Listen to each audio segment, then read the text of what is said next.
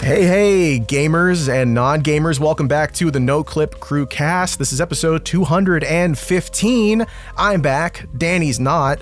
What's he doing again, guys? Is he filming Frank Howley? What's Danny O'Dwyer doing? I think on the record, Danny is on vacation right now. Oh, good. I don't think he said where he is. I think in the Discord he has, but I never want to speak on his behalf. But here's his exact location. Here's his GPS coordinates. Yeah. But yeah. So now it's like we're the Lost Boys here. We can say what we want, do what we want. No, free. No one can stop us. But yeah, we're hanging out. Yeah, and we're hanging out with Jeremy Jane. Jeremy, what's going on, my man? You got your big cup of coffee. What do you call that? Is that like a milk jug of coffee? Yeah, this is a milk jug. This is actually a 7-gallon jug for people who are not watching the video of coffee that I drink. Could you turn that into normal units for me? Actually, I could because it has units on the side. It is, I'd say this is about 30 ounces of coffee, which sounds like a lot, but it's not very strong. There's a lot of almond milk in it. Also, if you are watching the video version, I just want to point out that this has been my shitty mustache is just an experiment in how long my mustache can get. I know it looks bad, so like you don't need to tell me. But this is probably I wanted to have like a vaudeville mustache, and it's not working, so I'm giving up after this podcast. Do you have any wax? You gotta wax it. No, see, that's the thing is like if you want to be a weird mustache guy, you really have to commit to a level that I'm not willing to commit. And I don't believe that for a second. If anyone could commit to being a weird mustache guy, it's you. Like you would go all out. You'd get the beeswax. You'd start your own bee farm and farm your own beeswax. I just like I get hyper fixated on things, like specific things I get obsessed with. That's what I love about you. And I learn everything about them. Yeah. The mustache thing is just like it's not that interesting to me, and so I refuse to get that into it. Until somebody writes a really cool article about some guy who like invented something metaphysical and he had a really cool mustache and you're like, hold on a second. It would have mustache would let him do it? It would have to be like a video game buff where you would get like +7 to some skill for having a big twisty mustache. I mean, I feel like it gives you some bonus charisma, doesn't it? You just walk into a room and everyone wants to talk to you. I feel like a fool, so I feel like actually it's like in a video game when there's like a helmet that gives you +7 intelligence, but if you don't have a base stat, it gives you minus stats because you're not like high enough level to wear it. I feel like I'm not high enough level to have a good mustache, and so when I equip the weird mustache, it just is like -7 charisma. Yeah, you got to hit level like 55 before they let you. You got to buy it's like Final Fantasy 12. You got to pay for a mustache license. That's what it is. I feel like it's the equivalent of like I feel like in middle school some kids like would mature faster, so they'd start having a mustache, but it's like it's bad. Oh, he's so cool. Totally, that's how I feel. Hairs. Yeah. That's how I feel. I was gonna trim it this morning, and then I just I forgot. I didn't look in the mirror until I turned my webcam on, and then it was too late. The webcam is my mirror. Yeah, exactly. Just keep going. Make it happen. I believe in you. We're going to be talking about some RPG buffs at some point today. Big Avowed episode. Looks like everyone gave that a shot, so I'm excited to talk about that. Some other games, some fighting games, some upcoming games, some architects as game devs. A lot of really cool stuff we're talking about on this episode of the Noclip Crewcast, which is, of course, always supported by our lovely patrons over at patreon.com/Noclip. If you'd like to support this 100% ad-free podcast, watch our documentaries, get access to cool stuff, including a video of Danny O'Dwyer playing Kingdom Come Deliverance 2 for an hour and a half, part of his new series Patron Playdate. He's going to drop one every week. Enjoy that, Danny. Look forward to doing that. I just signed you up for work. Bonus podcast episodes, and you get access to the Discord. There should be a bonus episode of this podcast going out soon-ish. It's all done and ready to be up. It's just Danny is, as we said, on vacation, enjoying himself and taking some time to relax, so he's not doing any work at the moment. I hope anyway. I'm sure he still is. I mean, knowing that guy, he's probably working in his sleep. And you can support him continue to do that again at patreon.com/Noclip, along with all of our fantastic Battle Pass holders, including It's Me, Ferrario, Penelope Hayes, Senator Armstrong, Eamon Slattery, Harry Flanagan, Juice, Arno, Richard Matherson, Matt Pearson, James Brown, Mark Rojas, Tucker, I almost said Trucker Morgan. We're going all the way back, baby. David McGarry, Sven Huster, Pez, Aaron L. White, Int Nate, Tim Robinson, Forrest Pruitt, Jonathan Kremen, Eric Hamilton Schneider, Cameron Ladd. That was all right. Zachary Snader, Alex Goucher, George Sirkotis, Jacob Godserve, Entheogen, Tohir Tiliev, and Ryson. Thank you all so much for your support, allowing us to read out your names in funny, different ways, not getting mad at us for getting them wrong multiple weeks in a row before we're corrected. Entheogen, what a fun word to say. And just every part of your mouth has to move to say the entheogen. It's good. That's actually mouth exercises. You just say that word. That's how you warm up before you do public speaking. That's right, how I warm up before the podcast, actually. I just say entheogen 100 times into my webcam. Red leather, yellow leather, red leather, yellow leather. I remember acting. That was fun. That was the best part of it. Were you a theater kid? I was a theater. Could you not tell that I was a theater kid? Were you in the theater? I was annoying and still am. What shows were you in? I'm not a theater kid. I'm just I'm curious. I did Into the Woods in like late elementary school. It's like a collaboration of all of the classic fairy tales. It's like, oh, what if the baker from whatever and the fairy godmother were all like, what if they're all in the same story? What if it's all the same universe? I was the baker's father, which was the most important role as far as my mom's concerned. And then I was in Black Cinderella. I was in Urban Cinderella. I was Black Prince Charming, which, I mean, there were other kids that could have taken that role, but whatever, it's fine. I don't think anyone else could fill that role like you could.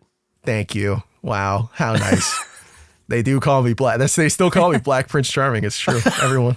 Was Black Cinderella? Was that like a? Did that happen? No, I don't think so. Right? Is that like a show that other people did, or was that like I've never heard of that before. I think it was just some kids going to like the local university or college or something, and they needed to get some credits, and they were like, let's just do a volunteer play where we get all these urban kids from this urban school. They use the word urban a lot to. That sounds really respectful. Yeah, it was definitely very. Sounds like a really tasteful. Yeah, they loved. They were like, oh, Black Prince Charming. What does he do in his spare time? Play basketball. Of course he does. Why wouldn't he? And I'm like, all right. Well, thanks, Stephanie. You did a great job running that show. You crushed it. I bet you got a 10 out of 10 on that one in your class. Probably still failed. She was nice. She was fine. She just like using the word urban too much. Anyway, we're going to talk about some video games that aren't urban. We're going to talk about some fantasy video games that take place in a long, long time ago. A brand new one that has come out now on Xbox Game Pass and other platforms, right? PC, maybe PlayStation at some point. They haven't said. Avowed, the latest game from Obsidian, is here now. It's live. I've been avowed with it since last week. I spent extra money on the cool guy version because I have no respect for my income. I played a couple hours of it. I'm about, 12 hours into it, I think, at this point. So I've had a little bit of time, but Jeremy and Frank, you guys have played it as well. Jeremy, how far along are you in Avowed before we jump into it? I've only played the first few hours because I did not buy the super expensive extra early pass. So I only got it yesterday. But I'm really enjoying it. Yeah, it's interesting. I feel like it feels very much like sort of, this is so reductive to say. I contemplated not saying this, but I feel like it's so accurate to how it feels to me. You gotta be honest. Avowed is to Oblivion as The Outer Worlds is to Fallout, is how it feels to me. Yep.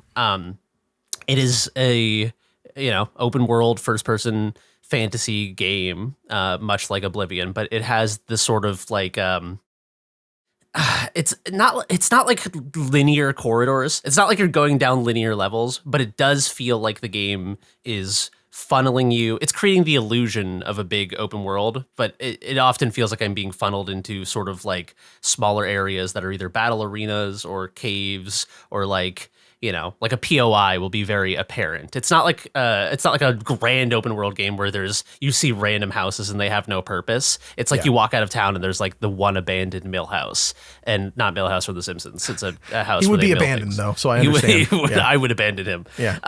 His father would. Yeah. Yeah. And then your companion will be like, oh, I bet there's something in that mill house, and you're like, yeah, I bet there is, Kai, because it's the only house on the road. So I'm really enjoying it, but that is the one sort of thing is it hasn't totally convinced me that I'm on a grand adventure yet. That is sort of the feeling that I like in a in like a first-person fantasy dungeon crawler. Is I want to feel like I'm wandering this big grand world and coming across adventures, not being funneled into sort of semi-scripted adventures. But I will say this game. The first-person fantasy combat is unbelievably hard to make feel good. Dude, it fucking rocks. It's so good. It's I played really Oblivion for the first time like a year or two ago, and it was, even without the nostalgia, it became one of my favorite games of all time.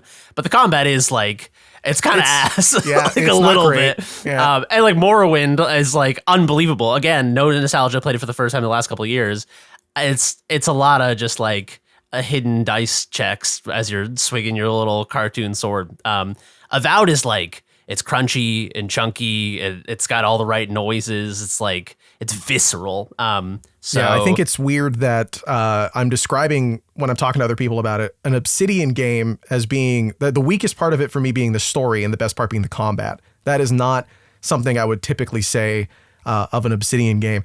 Frank, what are your thoughts on the combat? Where are you in the game? You just give it a shot, play the tutorial? Yeah, I waited for like the Game Pass edition to come out. So I'm like 3 to 4 hours in, but I was like very surprised by it. I was like, oh, this is awesome. Like the joy I'm having right now, it almost feels like playing World of Warcraft, where I'm just enjoying running around, killing stuff for loot, for XP. What I like right now is like, I don't know if it gets harder, but like I haven't like restricted myself to any like specific tree yet. So it's like half the one thing I like with the melee, it does have kind of that what is it? The Might and Magic game where you can kick people. I'm doing the charging thing all the time. So I'm pushing like skeletons and those like lizard freaks like far away. And then I'll switch to a wizard one and I'm just spamming spells. And it's like, oh, this is so cool. And then like, I've also experimented. You can get guns, so you can have like a musket. And for a while, I was playing it like a first-person shooter.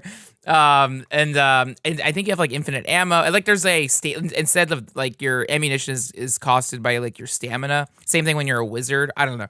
But I was like, oh my god, this is actually really really fun. And so also I finished the dungeon. You walked out and you're approached by like a skeleton wizard. So anything that has skeletons is cool, but a skeleton wizard's even cooler. So I'm a big fan. But yeah, and I think comparing it to Oblivion is great because the scale of the game isn't massive, but I like that. Like I'm assuming much like Outer Worlds, you can beat this in maybe 20 hours. I don't know, but I'm kind of hoping so. Because like I don't know. I'm also because Yakuza Pirates comes out in a few days, so you move on. But yeah, this is a game I was looking forward to ever since like a year plus ago. They showed it at the Xbox Developer Direct. We were in the studio watching like the gameplay reveal. That was a question I had. Yeah, because you guys have filmed there multiple times. Yeah. You've done documentaries over the last couple of years at Obsidian. Have you seen other versions of this? Is it all under NDA? Do you have to like, can we, wink, wink? Like even on my side, like literally being in the studio was like we were seeing the public feed of it. I don't know. For the first time, if Danny had seen other stuff or anything, but like.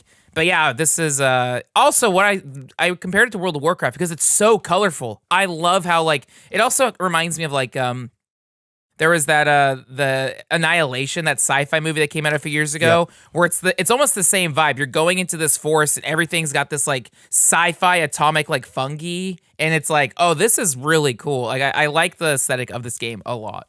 Yeah, it looks great. I've loved the way that the lighting is done. It's probably some of my favorite lighting I've seen in any RPG in the last couple of years, first person or otherwise. It's just really good looking. To go over the story real quick, just so people have context for what's going on. Avowed is, I guess, a spin-off or semi-sequel that takes place in the same universe as the developer's previous series of RPGs that's not space themed. Pillars of Eternity takes place in the same world in an area called the Living Lands. You're playing as the envoy for the Adeiran Empire, and you're marooned at some point because you're shot by a group of people who have been taken over by something called the Dream Scourge. It's like this overarching magical plant takeover. It's sort of like The Happening, which is a very unfortunate comparison to make, where the grass is taken over. They're going to make us kill everybody. And you're shot out in there. And then you're just adventuring through the Living Lands as the envoy, trying to carry a message to the ambassador before the rest of the story opens up. And you learn a lot about what's going on in this world, where the lore is already sort of decided because it's based off 2 other very long RPGs that have their whole world set up and everything. And there's concepts of death and the wheel and what happens when you die. Oh, we actually know. What does the world look like when you know what happens when you die? There's gods and the sort of central thing that you go through at the beginning of the game when you're in this area called Paradise is coming to terms with the fact that you work for a colonialist power that takes over the last remaining safe city in this entire island and then forces everyone out. And you have to sort of make choices around that. And you know, I think for me and my character, it was definitely a challenge to get along with that. But I think overall, the story for me, and I'm curious what you guys think, because you're so early on, but you're at around the point where I was like, what are we doing? There's a little too much proper noun, place name highlighting. And I will say, in their defense, they do a really, really good job of telling the story in a way where you don't have to have played the first two games, I feel like, to care about what's going on. But I do feel like there's this baggage of like, I didn't finish my homework, or like when you go to a party for the first time and you're like a real human life party, not like a video game, hanging out with my magical blue friend voiced by Garrus. Like when you go to a party and everyone's like, yeah, oh, you remember Catherine from the ice cream place? You remember Ice Cream Palace, right? You were there. And then like you're reading a little flashcard. Ice Cream Palace was where they ate a lot of ice cream. Like it feels like you're missing a lot of context. Basically, in the middle of a conversation, there will be words that are highlighted blue. You press a button and then a lore description comes up. A lot more games are doing that. I think that's really useful, especially for RPGs that have established lore or don't. It's easy to forget things and it's a great accessibility tool, but I feel like I'm lost. I feel like I'm like, I don't know what's going on. What are you guys' thoughts on the story and the lore of this world? Yeah, it's interesting. The world feels, I feel like so far my experience with Avowed is that it's a better world than it is a story so far. Yes. It feels like the world, because it has sort of like pre-baked lore from previous projects. Yeah, like you can feel, it's like the Disco Elysium thing, where Disco Elysium was a tabletop RPG that they played in a world building project before it was a video game. And so there are like maps and documents and like histories of, and so when you play Disco Elysium, you know, and they're like, oh yeah, this is, you know, in the third age of this specific place name, you're like, holy shit, they have like a third age and like everyone knows everything about these things. It gives it the feeling that you're in a real place experiencing real people who Yes. have knowledge of real events. And I do feel like Avowed is pulling that off to some extent. So I feel like the macro is really well done.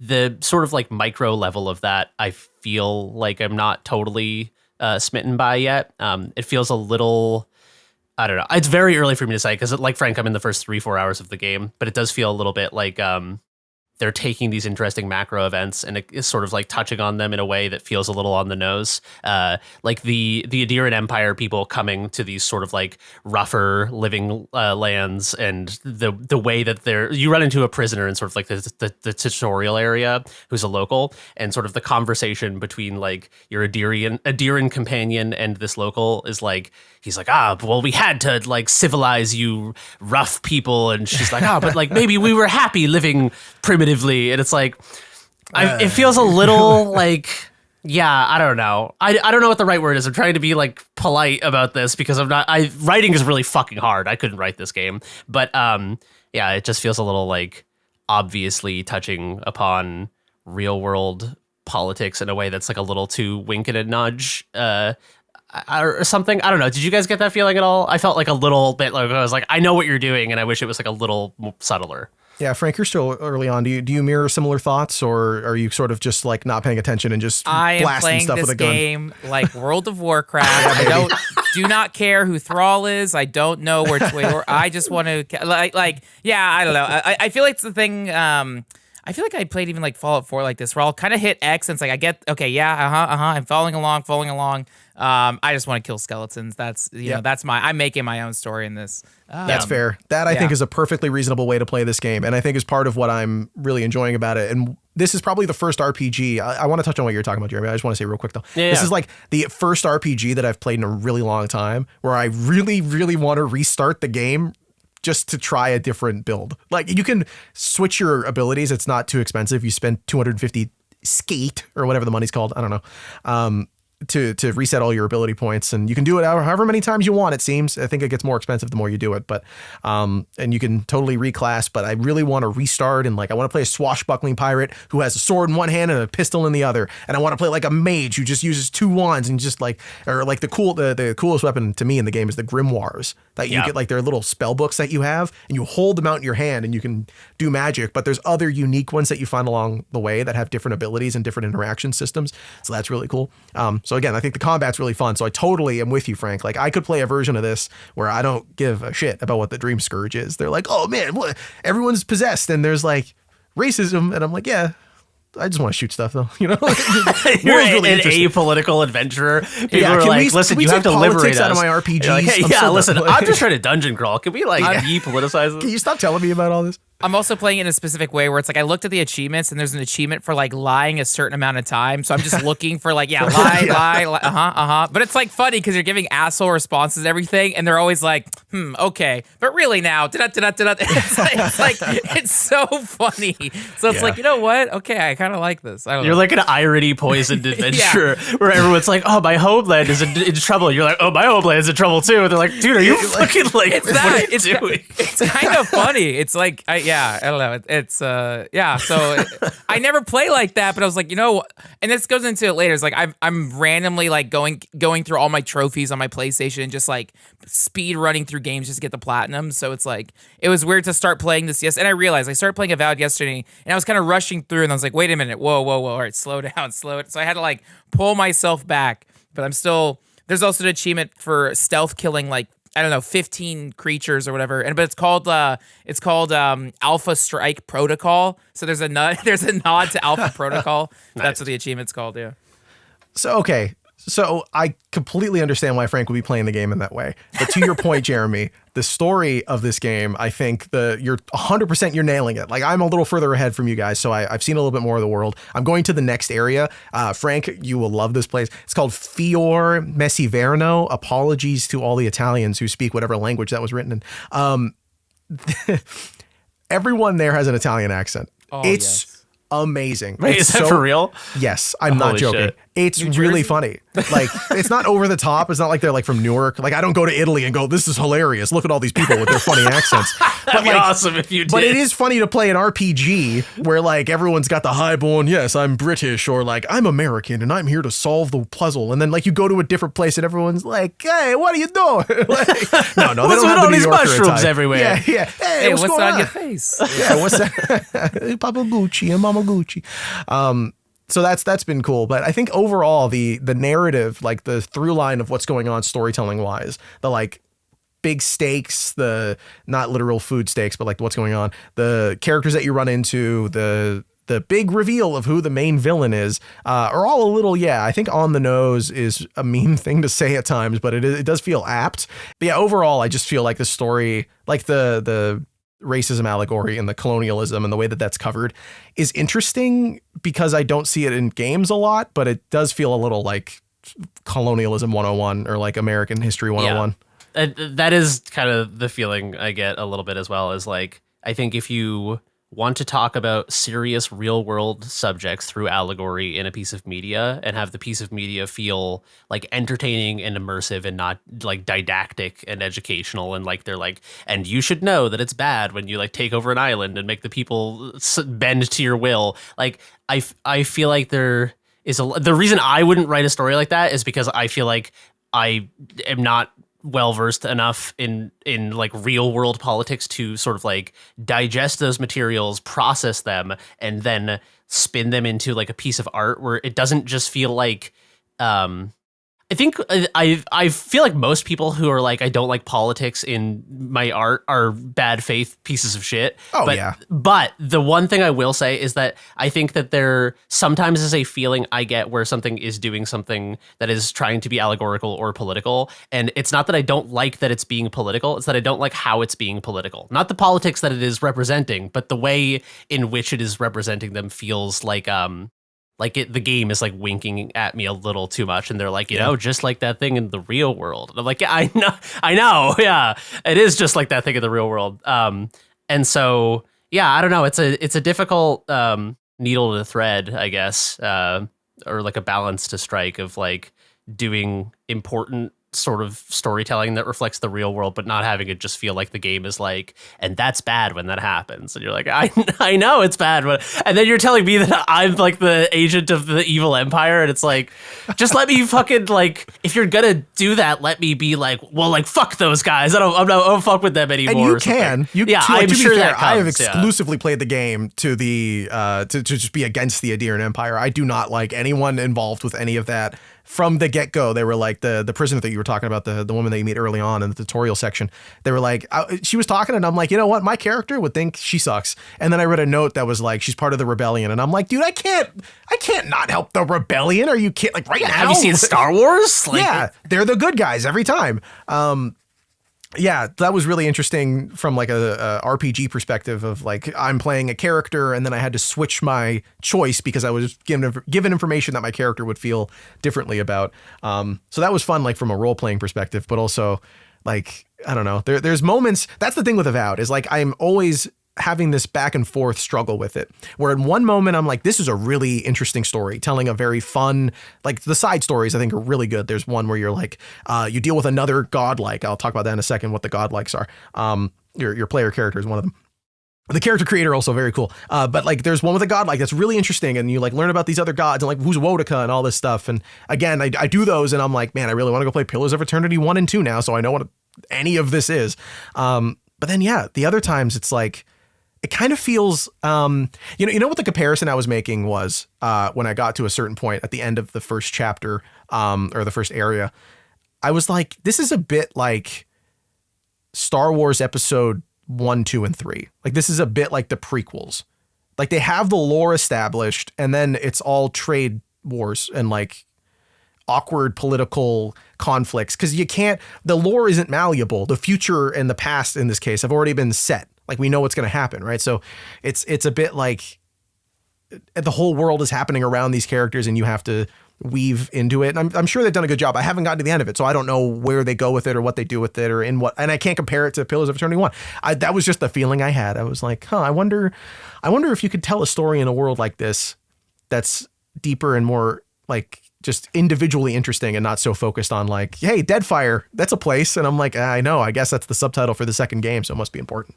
So yeah, I don't know. I'm excited to see the end of it and see where it ends up, where the story ends up going in Avowed. And if I feel as though I got a full, complete story on its own, or if I feel like I need to do some homework to really appreciate what was going on in it. But the godlikes I mentioned, your player character is a godlike. They're basically like people who are given godlike powers, hence the name. And their forms are changed. And this was the coolest thing, I think, with the character creator. I'm curious what you guys did with your characters. But when you go to make your custom character, if you want, in Avowed, you go through the typical rigmarole of like, yeah, he's going to be this color and he's going to have this much hair and his eyebrows are going to be this far sunken into his head and all that kind of fun stuff.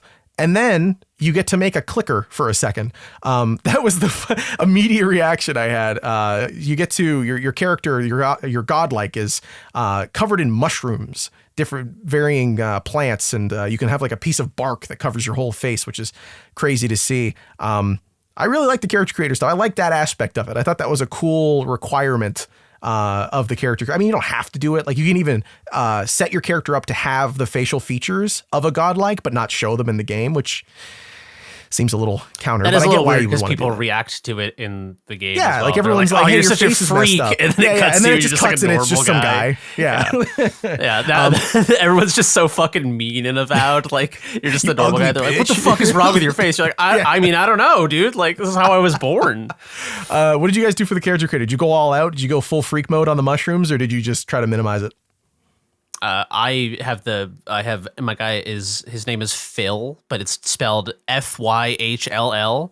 Nice. Yeah, actually, here's a deep lore moment. Like a week and a half ago, I was extremely stoned, and I thought of a guy who sells real estate named Phil Buildings, and for some reason, I thought that was really funny. That is like good. Just a guy named Phil, like Phil Buildings, and like the kind of guy who does like a local commercial. He's like, I'm Phil Would it be Buildings. Phil, middle name Bill, last name Danes? Bill Buildings. Yeah, Yeah. that's great. Yeah. But Phil Buildings would be like a local commercial guy who's like, I want to see you in a 2-bedroom, 1-story cape this weekend. Sounds sexy. So my character name is Phil, as in Phil Buildings. But he has antlers and he has the big piece of wood over his eyes, and he has a huge fucking beard. So he's just like, it looks like a guy wearing a log on his head with a beard sticking out of the bottom. My boy Phil. What about you, Frank? Which Euphoria cast member did you recreate? Close. So I in every game I'll always make Utami Hayashishita, who's a Joshi wrestler who I finally got to meet on my last Japanese trip, or my last Japan trip. It's a pretty girl with red hair, and then I hid the mushroom features, and I like that the tooltip is like people will still react to this, but you can hide it. And I was like, that's because it's like, the game also has the third person mode. So on a controller, if you like hold R3, you can do like third person view, which helps for, actually, I think I saw you like tweet or post about this, but like, there's like platforming in this game. Yeah. Like it's so like when anytime I'm doing platforming or jumping around buildings, not always, but I always have fun like doing it in third person. I like was trying to climb on top of like a castle because I thought the tooltip was pointing there. So I spent like 10 minutes like Oblivion or Skyrim mountain climbing, and I did find a chest, and then I realized like, oh, the guy I needed to talk to was just in the lobby of this building. I spent like 10 minutes like, why can't I jump up here? The tooltip is here. The tooltip was just pointing to the building in general, and then I jumped all the way down. I was like, oh, he was just in the anyways. So, but it's like I went to like the not second area, still in the first world, but I went to this like more, I don't know what you'd call it, like, but it was like all these, I don't know, like a pirate village. I don't know. But there's all these like shops and stuff on planks and stuff and high up, and you can just jump from building to building and collect like eggs and nests. Whatever. Yeah, that random side quest where they're like, go get the little necklaces for the guys. And it was like, oh, this is like really satisfying, just jumping and vaulting around. And it reminded me of like Dying Light or Killing Floor or whatever. That's exactly what I was thinking too. Yeah, it has that exact feel. It is weird to play a first-person RPG that does have competent parkour gameplay. You can even get upgrades for the parkour. Like you can find unique equipment that increases your parkour speed. I was like, do you know what game this is? Do you know what game you made? I actually love that so much about it because like, it's so open weird. world first person fantasy RPGs are usually very sort of like heavy, and you're like trudging around your big fucking armor and swinging your big axe and stuff. I kind of like that I'm like jumping around and climbing on shit in this. It was fun. Yeah, I think the Skyrim comparisons are a little's maybe not even the right adjective, but it's just like a completely wrong comparison to me. It's big, and it has similar first person mechanics. It is that sort of fixed camera talking to a character, the back and forth of like a Fallout. I don't know. Nothing about this embodies Skyrim to me though. It doesn't really have that explorative, like you can totally explore and like there's cool stuff to see. There's random caves which aren't just copy and paste this time around. It wasn't all made by one person, I assume. There's a lot to see. The combat's fun, but it's more fun maybe in different ways. I think there's parts of Skyrim people probably enjoy a little bit more. Like I don't know. I haven't seen all the abilities, so maybe it's all there, but yeah, Avowed is a surprisingly mechanically enjoyable game. Like I did not think I was going to play a first-person RPG, again, from Obsidian, the people that I go to for really great writing and opportunities and narrative, and walk away from it thinking, oh my God, I just want to whip the wand around. This is really fun. I love using the companion's abilities too, like Kay that you get early on, again, voiced by Garrus. Voiced by a human being who voices Garrus in the Mass Effect series. I don't know. He's what in character as Garrus. He's a voice. They hired Garrus, the voice actor. He's AI generated. That's why his name is Kai. That's why the last two letters of his name are AI. Holy shit! How deep does it go? Wouldn't that be such a cool twist? No, that would actually be awful. But it would it would be in line with Microsoft and this new Muse thing. I'm not reading up on that. Sounds like ass. But no, it's the side. The companions are really good. I like the way that Kay plays out. One that you get pretty quickly is, I don't remember his name. It's like Marius or something like that. He's this little dwarf guy who like shoots a bow and arrow. Okay, you already saw him, Frank. Hey, yeah, he's fun. I like him. He's like a little jackass, and he just doesn't take shit from anybody. So it's nice to have that comparison of characters. And yeah, I don't know. I'm excited to see where else it goes. I just got another. I don't know if she's going to be a companion, but just like a new character in not Italy, who's really fun, and she like also doesn't take shit from any. There's a lot of the characters in this game are very like, yeah, I don't take shit from nobody. That feels like like the character archetype of like most people I've met. Yeah, which, hey, I wish I had that dog in me, man. I just do not have that. I'm like, I'm so sorry, everybody. What do you need me to do? Where's the thing? I'll do it, whatever you want. So it's fun to play around with those characters and see what they do. And their abilities are fun. Like the Marius or whatever is a ranger, so he can like root people in place. And I'm using a bow and I'm just picking people off from a distance and shooting them in their weak point or whatever. Yeah, the shooting is actually really, really enjoyable. Not only like the visceral sort of like visual and audio feedback, but like the weak point system is really cool. It does feel, and that combined with the dodge, it does feel like sometimes in a first person fantasy dungeon crawler, you're like, I run away and I shoot the arrow, and then I turn around to shoot the arrow and the skeleton's right behind me, and I like run a little further and he's still behind me. This is like, it has a very fluid dodge system, so you can like, being an archer in close quarters is actually viable because like a bear will stand on its hind legs to swipe you, and you can dodge at the last second and then shoot its weak point. And the sort of like dodge and shoot approach feels like it feels like you can have like a viable sort of close and mid-range ranged build. Yeah, and it's cool because you can have the two ability or two whatever you want, like different weapons in your other slot, and very quickly switch to them. And they're very different too. Like, it's not like you're just switching from a big axe that takes a long time to put away to a small sword. It's like, yeah, you're still kind of doing that, but you have different opportunities for attacking. You know, you can do those power attacks with the dagger, which also lunges you forward. Or you have the guns where, again, it's a literal gun. It's amazing. They finally made Skyrim with guns. They're the grimoires are so different, give you so many different abilities. Like, I just love how on the fly combat feels. It feels scrambly in a way that I feel like I haven't seen other first person RPGs do. I haven't had a chance to play Kingdom Come Deliverance from this year, or two rather from this year. So I don't know whether or not that fits the same bill. But it's just nice to play something that, the combat for an RPG feels fun. Like, it feels like something I'm not doing just to get to the next objective. It's something that I actually always look forward to. Like, this game has stealth. I never want to stealth ever. I don't even know if it's viable, but every time I'm like, what am I doing? Damage when you sneak up and stealth. Oh, totally. Yeah. Someone, You can do the like magical godlike stab, which looks very funny. Like, it almost looks like an energy sword from Halo, which is a little funny. It does. But every time I do it, I'm like, yeah, I guess. But it also triggers everyone to know where you are after you do it. So it feels a little not stealthy. And I'm just like, I'd rather just be taking pot shots, baby. And then when they get close to me, I'll stab them and then light them on fire. I'm like, this is awesome. It's so much fun.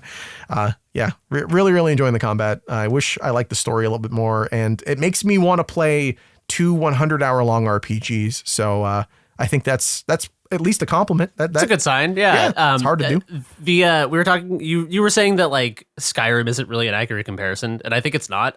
With the like, when I was saying earlier that it feels like this game is sort of an open world made up of corridors that are sort of like soft, open area. Where like you'll see another area close by, but there'll be like a big stone outcropping that blocks you off. So it creates the illusion that it's this big open world, but it sort of like siphons you into these areas. I think the flow of it and like the scale and pacing and flow is more similar to something like Baldur's Gate 3, actually.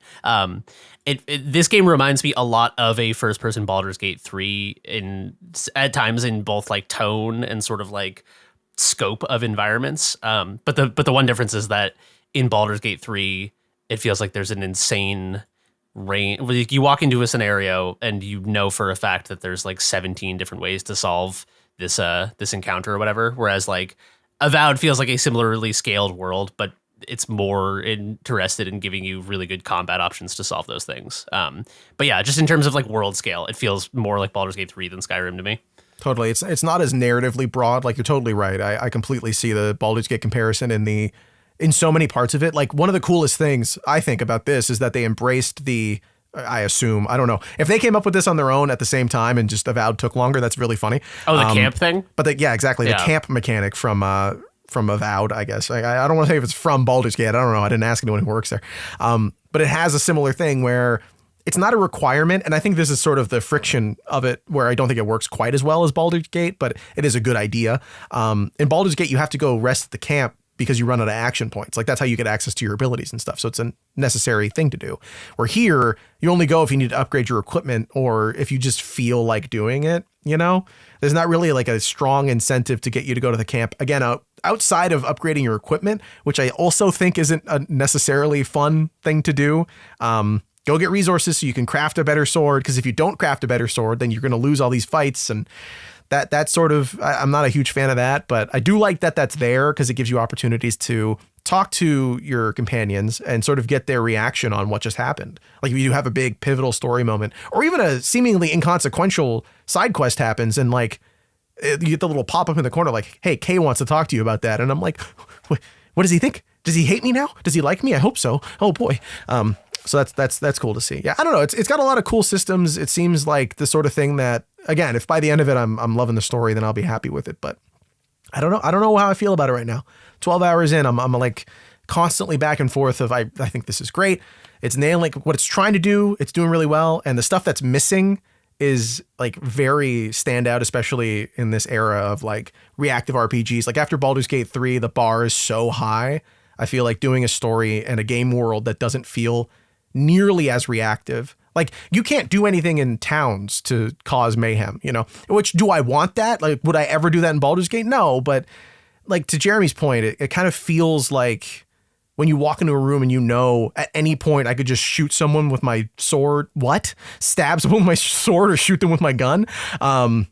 Then something will happen. Here it's kind of just like, yeah, go do the thing, go talk to the NPC. It's like the range of possibility feeling where like a survival horror game feels different than going to a haunted house in real life because there is like, you know, a monster jumps out of the closet and you have a range of, there's a possibility space. There's like, do I run? Do I stand and fight? If I stand and fight, how much ammo do I have? Do I have healing items if he hits me? Is there another enemy behind me? Whereas like at the haunted house on Halloween in real life, you have to suspend your disbelief because the possibility space is just you stand there while like a 17-year-old kid in a Halloween mask goes like, and you're like, oh, fucking, you got me. Yeah. So it does feel a little bit like, sometimes when I'm playing Avowed, I feel like a little bit like I'm at like a fantasy RPG Disney World or something. Cause it's like there's sort of a prescribed way to deal with the world. And it's like you said, it's not that I want to go around shooting arrows into every NPC I meet, but I would be lying if I said I wasn't a little disappointed that when I saved to save scum and then blew a fucking column of fire into an innocent bystander, they just were like, standing there doing nothing. Yeah, it's like there's a part of your brain where you're like, I really want something funny and stupid to happen here, and it's just not happening, unfortunately. I want to know that it's I don't want to do it, I want to know that it's possible. Yeah. Which is totally. It's weird. It's like, yeah, I don't know. We talk about this sometimes, but it's like in games, sometimes the things that you know are possible but don't see or don't do imbue the world with a feeling of grandiosity that can otherwise feel lacking when you know those things aren't possible. So yeah, I don't know. It's like Grand Theft Auto 3 was a revelation for me as a kid because I was like, what, you can just like fucking run people over? It's not that I wanted to do it, but like, yeah, I don't know. Just knowing that the world was capable of doing that, either like systemic things or reactive things. The extent to which you engage with them is almost decoupled from the extent to which they make the world feel larger. I completely agree. I feel like it's both physically small, like you're saying, they restrict your viewpoints and sort of build this world that feels tighter, but then also the more you explore and find the edges of it, the less exciting it kind of feels, especially over time, where I'm looking for more opportunities. I'm looking for those branches in the narrative and the branches in the gameplay. And so far, I don't see them again. Like that's the problem with this sort of thing, is it's hard to know what limits there are where I'm not that far in, but also 12 hours feels like I should have some sort of feeling of like impact. Yeah, that's probably like the halfway point of the game from what I gather. Even if it's not, that seems like such a big commitment to give where I don't feel like I have that much agency. Yeah, and like, to be clear, it's like I don't think they were going for that in making this game. It feels to me less like if there was a range between like immersive sim on one pole and like, I don't know, like PS2, 3 era first-person shooter, corridor shooter on the other end of the spectrum. I think it's closer to like old console first-person single-player shooter than it is to like immersive sim. Well, it doesn't even feel the thing that I'm having a problem with isn't even like problem's not even the right word. Just the thing that I wish there was more of isn't even the gameplay reactive system stuff. It's the fact that the narrative doesn't feel like it branches as far as I'd like it to. Like playing Pentiment from a couple years ago also didn't have like hugely broad options. Like it wasn't like I could just, I'm going to leave town and go become a blacksmith somewhere else. Like you're still Andreas. Like you still have to do everything in that world and follow along, but you sort of get to you make choices. You're like, oh, I'm going to go and talk to this character for this sequence of events. And that locks out everything else. I know I've lost opportunities here. I don't feel like I'm having the same breadth of opportunities. Like, I don't feel like I'm missing out on anything at any point, which is a weird feeling to have. Like I should be glad that everything that's happening is happening. But I feel like, it just feels so funneled. It feels very straightforward, which is fine. Like there's parts of it that I love, like the story. I think the side quests are really cool. I think when I run into them, I'm always impressed by the way that they start. Like there's one that I ran into because there was a guy sitting in a bar at a table waiting. He was just drunk and he seemed really beat up. And he talked to him. He's like, oh, my apprentices or whatever are like off doing something else in the woods. I think they're in love. You run into them and they like the quest is already started, but they talk to you like you don't know who that guy is because of the circumstances that they're in. And I'm like, oh, I could have just started this way. But then when I finish it, I'm like, did that matter? Like that, did that feel, it didn't really have the same feeling as like, oh, I missed out on something or even the conclusion of that. But again, I don't know. Like I need to get to the end. Maybe they'll show up 20 hours later, but I'm not getting the sense that that's something that Avowed is trying to do. So I'll have to report back on my own thoughts with it. Are you guys going to keep playing it? Is it going to be something you'll hold on to until you hear some more glowing reviews on it? I really like it. I really like it. Usually I'll play like an hour of a game per day just for like my own sake. And I like chipping at this. But again, like I know Pirate Yakuza is coming out and then Monster Hunter, so I don't know if I'll drop it. But it's like, again, the game feels small in scale enough to where it's like, oh no, I think I could like beat this in like 2 weeks. And like, Outer World also did come out, I feel like during quarantine, but like, I think also the way I'm playing this game, I feel like I'll get through kind of You're fast, playing it the best way, I feel like, where you're just letting shit happen and just like, whatever. It's fun, but the combat's fun. And if I get bored of one style, switch to a gun, switch to this. And like, you're right where, you can reset your skills at any point pretty easily. And so it feels very friendly. And then the one like real highlight I really like is like, it doesn't have like the loot problem of like all these other games. Like I feel like even Outer Worlds had it, but like, even recently playing Starfield where you can pick up every item and I'm constantly doing the math of like, okay, this is like 0.5 pounds, but it's worth 10 silver. Should I like here, it straight up will tell you like 80% of the loot to you is on your mini map. Here's a plant, here's health, here's a chest. You'll occasionally find stuff that's not marked, but it is pretty much like, oh, you go into an area and you immediately see where all the items worth looting is and you can't pick up everything. So it's like, oh, you're kind of like preventing the problem I have in all these games where I just instinctually loot everything, and then half of the game is me playing inventory management. Even the one time I hit my inventory limit, I looked at my thing and I was like, oh, I could just deconstruct like all these swords to get mats, which you can then upgrade. So it's like, oh, okay, cool. I kind of appreciate that. Yeah, awesome. Well, I'm glad that you guys are at least finding what there is to love about it and enjoying it so far. So I'm excited to hear your thoughts as you get further in. And Frank, I can't wait to hear your thoughts on Italy when you get there. It'll be great. And I was even still pulling up the achievements, and it's like I can do this. There's an achievement for unlocking one skill for every companion. So it's I got this. I'm so close to 100,000 achievement points. Oh man, yeah. How many platinums do you have on PlayStation? So in terms of PlayStation, like, I think like 12 to 15. I got 2 this week, which I can talk about in a second. But yeah, but it's where Xbox doesn't have like a marker for it. I have no idea. Not yet. Not until they announce the Xbox Series Y. Then they'll have it. I don't know. Whatever. Anyway, any final thoughts on Avowed before we talk about some achievement hunting? No, it's fun. It's very polished. It's like my criticisms. That's a good word, polished. Yeah. Yes, it is.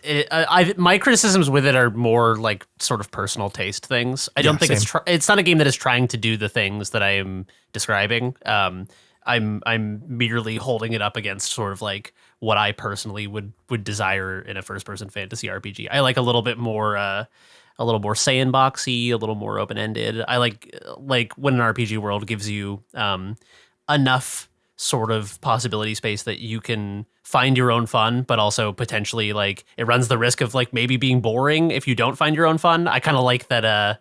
Having to like make my own fun a little bit more. And this is more of sort of like a you're the hero type experience. Not on rails, but a little closer to that. But I think it does what it's trying to do very well. Yeah, there you go. Avowed. There's our positive reviews on it. I think we're all pretty positive on it, at least. Check it out. It's on Xbox. It's on Game Pass if you're a Game Passer. It's available for everyone now. You don't have to pay the early adopter tax anymore. And it's on PC as well, so you can play it on your personal computer. I haven't tried that yet. I bet it's good. Did you play it on PC, Jeremy? Yeah, I'm playing it on PC. Okay, so my computer is not the best computer. I had to lower my settings quite a bit. I think this computer's from like 2019. It's not like that old, but I guess, Right. you know. In gamer years, that's forever. Yeah, it's like 5 years and change now. It's a pre-COVID computer, man. Exactly. It's from a different world. Yeah. But yeah, no, I was getting some pretty bad. For some reason, the water is the one thing. Whenever I see like a river, like my frames drop immediately, even with all settings lowest. And yeah, the other thing that's really weird is I ran into this recently with a couple different games. I wonder if I did some research and I wonder if it's an Unreal Engine thing. But during you know how games will have you cache shaders when you start up the game for the first time? Yeah. Or generate shaders. I have had a couple games now, Monster Hunter Beta and this, where my CPU will overheat while it's trying to cache shaders. And so I was like, oh, fuck, can I just like not play new games anymore? And so I was trying to play this last night because this is what I was going to play to talk about on the podcast, and because I was excited to play it, and because I signed up for Game Pass to play it. And then I tried twice, and I both times got like a blue screen that's like, whoopsies, your CPU got to be like 105 degrees Celsius. Like, wow, it's really warm in here today. I had to download like the fucking AMD Ryzen controller and like lower the voltage on my CPU to make it run. But I think I need a new computer pretty soon. Patreon.com/noclip. Oh man. Well, I hope your computer doesn't overheat too much as you continue moving forward in the world of Avowed. Check it out on whatever platform you want. That's not a PlayStation or a Switch. Speaking of games that are currently available on a console that you might own, I don't know how to move over to fighting games, but I hear a little Frank Howley is playing some classics, some goodies, and some slightly newer games. Frank, tell us about your experience in the world of fighting games and your backlog. Yeah. I mean, I feel like there was a gap. I mean, all these games came out over like during the holidays, and there's this like kind of soft gap. And now 3 games have come out. Like there's Avowed now, Pirate Yakuza, and Monster Hunter, all in the span of like 1 week. And then the week after is like WWE 2K25. So I had like this 2-week period where it's like, all right, nothing else is coming out. That's why I tried Street Fighter 6. I had a lot of fun with that. And so I was just like, I had so much fun playing Street Fighter 6 and getting trophies there that I kind of was just like, okay, yeah, let me see what other fighting games I have on my backlog. And first it was like Mortal Kombat 1, because like every few months they'll put out a new DLC character. So like even like a month ago I was trying like Conan the Barbarian and a bunch of other things. Yeah, they added Conan the Schwarzenegger for Conan the Barbarian, as well as Ghostface. Upcoming is going to be like the T-1000, like Robert Patrick from Terminator 2 is going to be in it. Oh, cool. So I was playing Mortal Kombat 1, and like some of those trophies are such long grinds, but I was like chipping at it. And then I was at the gym on the elliptical, and I was just checking social media, and I saw a Reddit thread, which again, there's no context for this, but I just saw a Reddit thread that's like, the Titan battle's now live. And in that moment, I was like, I got to go home right now. What that means. In Mortal Kombat, they're like single player progression mode. It's seasonal. And like and I think their seasons are like 2 months. And one weekend every 2 months is like a mystery like boss shows up on this board game mini map. And if you beat that boss, you get an achievement. And again, this is like 2 days every 60 days since the game has been out. So that's like, I don't even know what the math is, but it's like 5% of the year you can get this achievement, whatever. So in my head, I was like, I'm never gonna get the platinum of this game. I saw that it went live. I rushed home. I got the achievement. And then it was like, oh my God, if I do like 2 more things, I get the platinum. And the last thing on there was like, it was like winning an online lobby, something as basic as that. So I went online. This was like 3 a.m. and I found some guy in Spain. And he was like, he spoke English too. And at first I was like, oh, Piquito Espanol. And he thought that was funny. And then whatever. And then we traded wins, and I got the platinum right then and there. And I was like, holy shit, I finally got the platinum of Mortal Kombat 1. And then it was like, all right, what's next? And then the next day was Valentine's Day. So I was looking for something fun to do. So I popped in Dead or Alive 6. Happy Valentine's. Time to see all your wives. Well, just hop in, right? There was, they have Valentine's Day's costumes in all these games, and I think it's the same thing where it was like all these games are so old that the DLC is so cheap. So I was like, let me buy. The DLC character was in Street Fighter 6. Yeah, she was in Dead or Alive 6. So I was like, let me just try her. And then I looked at the trophy list, and it was very like achievable. And over the course of the weekend, I got the platinum trophy in Dead or Alive 6. But it was fun because like all in these games, a lot of the trophies in Dead or Alive is like there was one that was like get 50 ranked wins. So I started like at the bottom, like getting my ass destroyed. Like I was so bad. And then I did all the tutorials, and then I learned how to parry, and now I'm like, oh, I'm so good. And so I got the 50 ranked wins trophy, got the platinum in Dead or Alive 6. Then I stepped down to Dead or Alive 5, which my friend who is like obsessed with these games told me like the competitive Dead or Alive scene, as small as it is, which now I'm a part of, they prefer Dead or Alive 5 over 6. Really? Because 6 introduced, at some point, I think Street Fighter 4 was the first to do this with like whatever, but every game has like a comeback mechanic where it's like if you take enough damage, you can do some super cheap ass move. So Dead or Alive 6 has like a meter like that, and in your comeback meter lets you like parry any move. It lets you do like a super that takes away half their health. So people do not like Dead or Alive 6 because of that. DOA 5 has no meter. So this DOA 5 came out like, I think the PS4 edition. Dead or Alive 5 last round, which is what I'm playing, might have come out, I think, like 2015. This game is 10 years old, and people were online playing it. And so now I've just been grinding that. There's a trophy for getting 100 rounds in that. So I don't know. It was just fun playing all these different fighting games because I think I'm like, I don't know what it was before. It's like I would get so mad if I lost in games. And now every time you lose, whether it's Street Fighter or whatever, it's like a learning thing. It's like, oh, I know exactly what I did. Or you try to figure it out. Or like, I don't Watching mind back running. the tapes, like, oh, why'd he jump?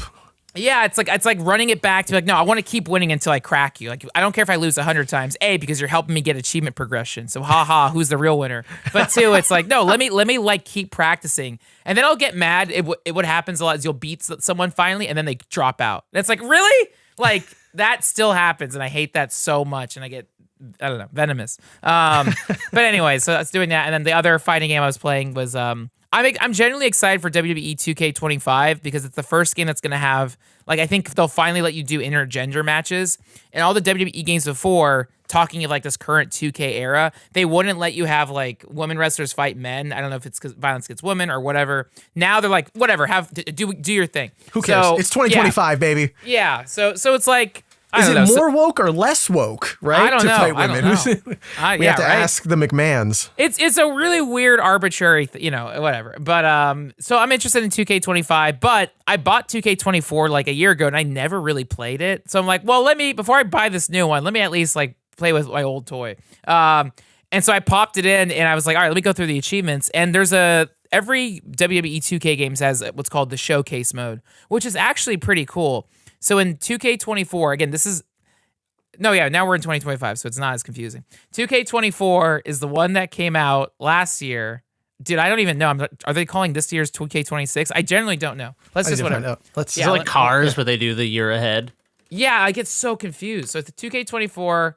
Okay, that's the one I'm playing. This year's is 26. Yeah. So you were playing 2023s, I guess, then. Yeah, no, so 2K24 came out March 5th, 2024. Oh, okay. So the one coming out next 25. week. Okay, sorry. So, I'm reviewing. I got NBA. NBA threw me off.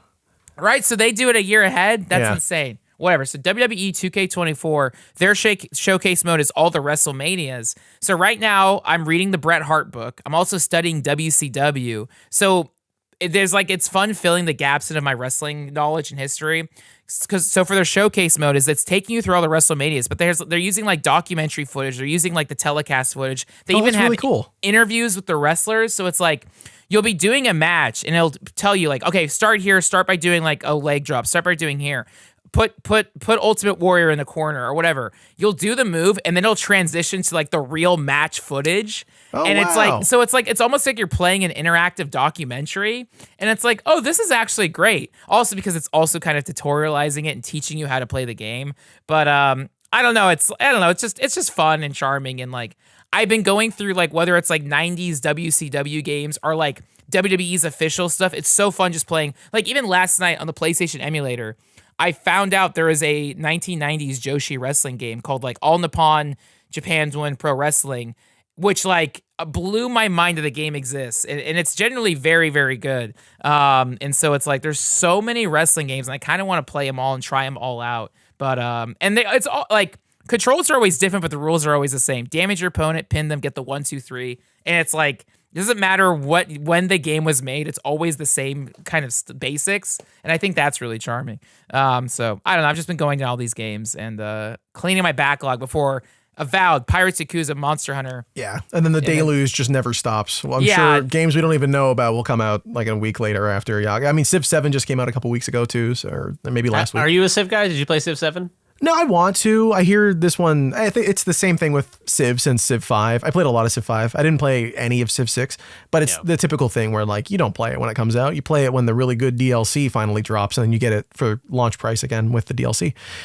So I'll wait. I hear this new one, the UI is a kind of mess, and there's some other stuff going on, but I don't know. I don't have enough opinion on it, but anyway, yeah, the history on wrestling stuff is actually really cool. That showcase mode sounds awesome. Like that sounds like such a fun, because I never really got into wrestling. I had friends who were into it, and I'd come over and watch, and I was an annoying, has anything changed, child, and I was like, man, this isn't even real. This is all acting, right? This isn't even, you gotta watch real fighting. And they're like, yeah, what boxing do you like? And I'm like, Mike Tyson. Like, I don't know anything. So I am interested about the history of it though. Like, so the showcase mode in 2K25 is you're saying, or 24, sorry. Yeah. That, how does that, is it for every wrestler? Can I watch their come up from whatever? It's funny. I think it's like they basically just went through the things that they hadn't featured yet. So it's like, I think the first few matches, like there's Hulk Hogan stuff. There's like a Bret Hart match. Like it'll tell you the feuds going on before. It's like, so every round, like I think they even have like Rey Mysterio stuff, John Cena stuff. I'm still like in the 90s right now, so I'm about to see Scott Hall versus Heartbreak Kid or whatever. But like, yeah, it's kind of let me see, like it has like the first WrestleManias. It's showing the archival footage. Hulk Hogan is speaking, which is also because like he is so out of the public. No one likes Hulk Hogan, but like I think he's always happy to get a paycheck. Yeah, so it is curated because like they've done years in the past where they've done John Cena and Rey Mysterio. So I feel like they've already picked they've even done Stone Cold mode. So I think this one is just like leftover scraps, but they're still like, I don't know. It's kind of funny because now it's all like deeper cut matches. Like I think the last one I just did was like Roddy Piper versus like, I forget. I mean, there's so many at this point, but it is kind of cool because it's like, oh, I never even heard about this match. And Ultimate Warrior versus Rick Rude, I would have never known or even cared about this match, and even still, I kind of don't care. But it's just cool. Like they give everything, and that's like the charm and cheese of like any wrestling, but specifically WWE, is they give every match so much gravity. Like this is the most important match in the because every wrestling is all about just selling a ticket to that night's show. So it's like this is like even TV telecasts or whatever back, like tune into Raw tonight because this is going to be the match that changes things for the history every match of the world. was the most important match you could ever watch, And so when you're doing the showcase mode, they're playing like the ESPN almost like Last Dance type music. It's like like the clock is ticking, and it's like so it's like you're being sold the momentum and gravity of every match, and it's like, oh, this is really really fun. Which like if you're playing ranked Street Fighter, then you do feel it because it's like, oh my god, if I killed it, I don't know. It's charming just because like it's also giving me a reason to play the game because like I'm never gonna be someone.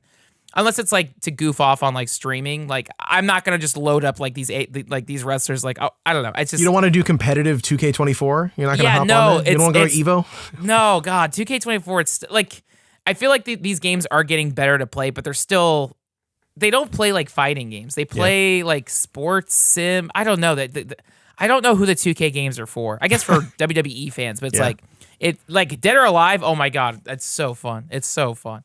Whereas 2K, I feel like half the time you're just mashing shit and just trying to grab the guy before he grabs you. Okay, I'm glad that's not just a me thing.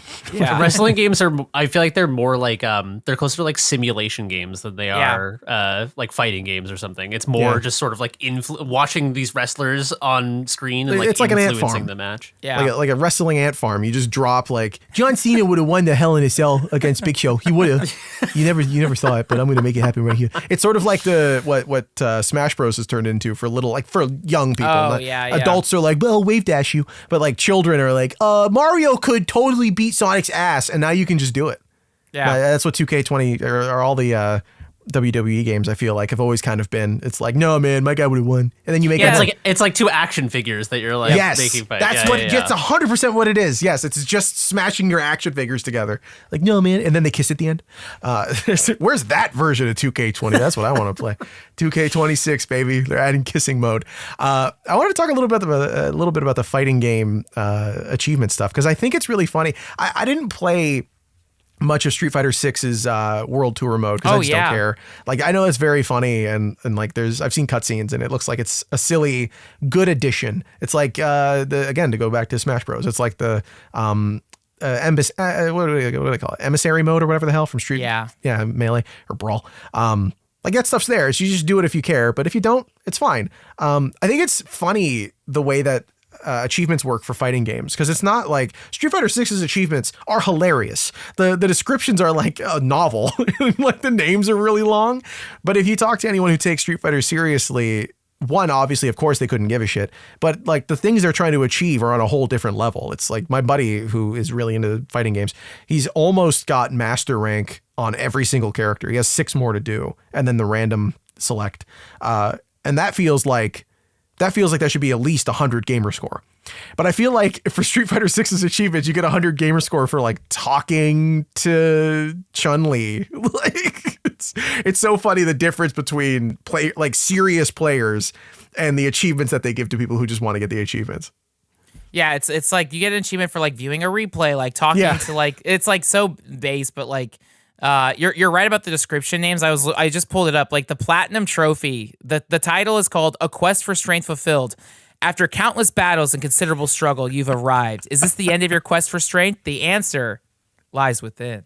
Like that I had to look up guides because the descriptions for all these are so confusing. Like, so there's an achievement called So This is the Battle Hub, which I think is just for logging online.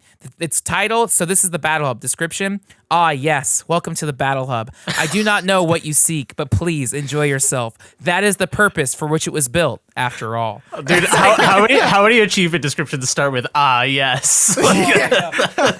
There's one, I don't know if this is like trying to be the anime thing. It's called Gotta Be Popular. Ooh-whoa, not ooh-woo, but ooh-whoa.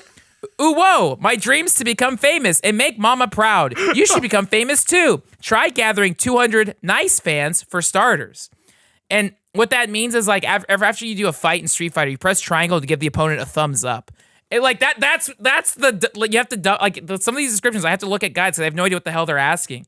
There's one called Fashion Leader.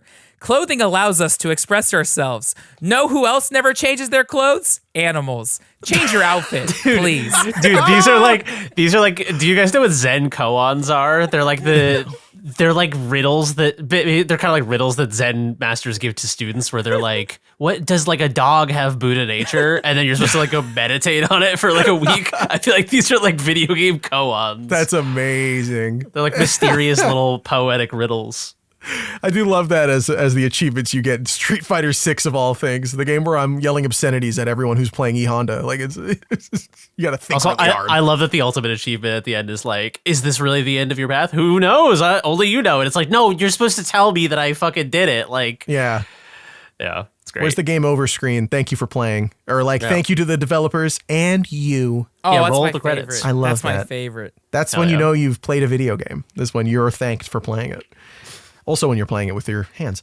You know, I want to talk a little bit about this other game that I played last week. It's a preview, but I don't want to talk about it quite yet because I do want to know what the hell you're talking about, Jeremy. What I saw some posts and we've talked about you building a home to some capacity, but it turns out the people who design houses and buildings are game devs. What do you mean? So I've been obsessed with like house building for a long time. I've wanted to build a small cabin in the woods basically since I read Henry David Thoreau's Walden when I was like 12. But I've gotten more serious about it this year and am probably going to try to build a cabin at some point this year. So I've been doing a lot of research about house building and how it comes together. And I've come to the conclusion that eccentric house builders are they're game devs. Like there's no other way to put it. I want to read a passage. If you follow me on social media, you saw me post this, so apologies, but it's worth sharing regardless. At Jeremy B. Jane. Yeah, on Blue Sky, the non-Nazified website. So far. So far, yeah. Give it time. The jury's still out. Yeah. Okay, so this is from a book from the 70s about homesteading. This is a story about a Rikyu, a famed Japanese tea master from like 400 years ago. This is what he did to give his garden deep spiritual significance. Tell me that when I read this passage to you, this is not literally a fucking game developer. When his new tea room and garden were complete at Sakai, he invited a few of his friends to a tea ceremony for the housewarming. Knowing the greatness of Rikyu, the guests naturally expected to find some ingenious design for his garden, which would make the best use of the sea, the house being on the slope of a hill. But when they arrived, they were amazed to find that a number of large evergreen trees had been planted on the side of the garden, evidently to obstruct the view of the sea. They were at a loss to understand the meaning of this. Later, when the time came for the guests to enter the tea room, they proceeded one by one over the stepping stones in the garden to the stone water basin to rinse their mouths and wash their hands, a gesture of symbolic cleansing, physically and mentally, before entering the tea room. Then, it was found that when a guest stooped to scoop a dipper full of water from the water basin, only then in that humble posture was he suddenly able to get a glimpse of the shimmering sea in the distance by way of an opening through the trees, thus making him realize the relationship between the dipper full of water in his hand and the great ocean beyond, and also enabling him to recognize his own position in the universe. He was thus brought into a correct relationship with the infinite. So, dude, he play tested his own shit so hard that he opened his mind's eye.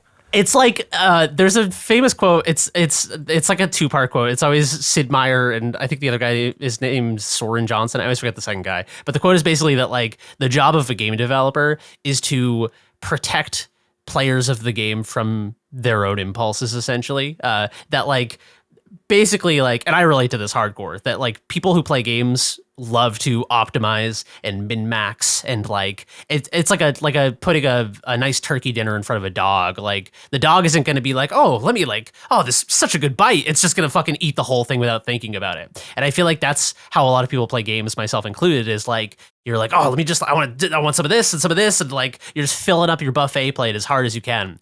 And I feel like oftentimes what this leads to is you don't get to sort of like individually savor the like separate ingredients or the separate dishes or whatever. So in some sense, the job of a game developer is to sort of like create a rarefication of experience, to like artificially divide up the experience in ways such that it curates specific types of experiences. And so you would think, like to the Japanese tea garden thing, you would think if you had a view on the hill of the beautiful ocean, you would want as expansive a view as possible. Like that's the natural impulse, is to like, you go out, you see the whole ocean, you cut back trees even to make it a wider expansive opening. And instead, by like putting trees there so that the only place you can see the ocean is when you're like stooped down on the fucking ground washing your face, is, I don't know. I thought that's like how game developers think. They're like, it's like, it's friction, you know? Like, it's the same reason that people, it's the Dark Souls of architecture. It's like people. Shut up. No, literally. I know that's a cliche, but in this case, literally that. It's like, you know, if you could just walk around all of Dark Souls 1 without anyone beating the shit out of you and you lose 20,000 souls, it wouldn't be that special. But because it's creating that frictional ramp, it's like, it's imbuing the world with purpose and with meaning and with a relationship to your status as an individual, that because you feel it pushing back against you, you're like relating to it differently. And so as I've been reading, like, you know, some of these, I guess this is more like house builders or like eccentric kind of architecture than it is like standard architecture or whatever. But I've read a lot of these things where they're like, you walk in and the person walking into the house does not see that like you're hiding things from the person to curate certain types of experiences. And it's like, this is like fucking game dev. I think actually it's a really apt comparison for the reason that you just pointed out, that like, I imagine most level designers or art directors or whatever have a really cool idea. And much like architects, as soon as it gets to engineering, it's like, yeah, I don't know about that. Or like, that's not up to code. You need the accessibility stuff. Like there's no ramp here. How's someone in a wheelchair supposed to use this? So yeah, it sounds like that only kind of works in the space where you get to make your own house and you don't have many limits, much like, again, in game design where you're like, yeah, but how's the player going to know that, right? Are they just going to get pissed off if you're leading them a certain way or if you're hiding something or whatever? There's so many layers to the design of it. That is the interesting thing, is like those frictional elements are successful at the cost of risking alienating people. Yeah, exactly. In games and in this architecture example. Because, like, you know, I'm sure there was one guy at the fucking tea house 400 years ago who leaned down to wash his face and was like, oh, there's a fucking ocean. The one place you can see it is this shitty little wash basin when I'm like in the dirt. And everyone else was like, holy shit. I paid like $1 million for this place and I can't get a view unless I'm washing my face. Like, and that one guy was like the negative Steam review who like has 100 hours and he's like, I just don't get it, man. It's only got 10 reviews and he's one of the bad ones. Bad devs, bad view, bad devs. Lazy game devs. Yeah, so I thought that was interesting. I have like one other example that was there's this guy named Lloyd House, which is a perfect name for a house developer.